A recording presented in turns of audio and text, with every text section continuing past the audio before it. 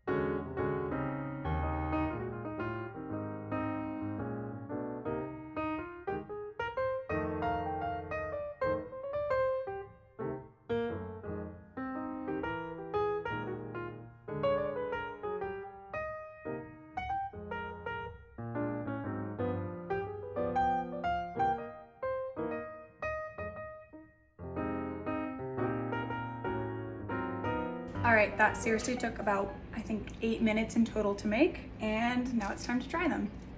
Oh my God. This is it. This is the one.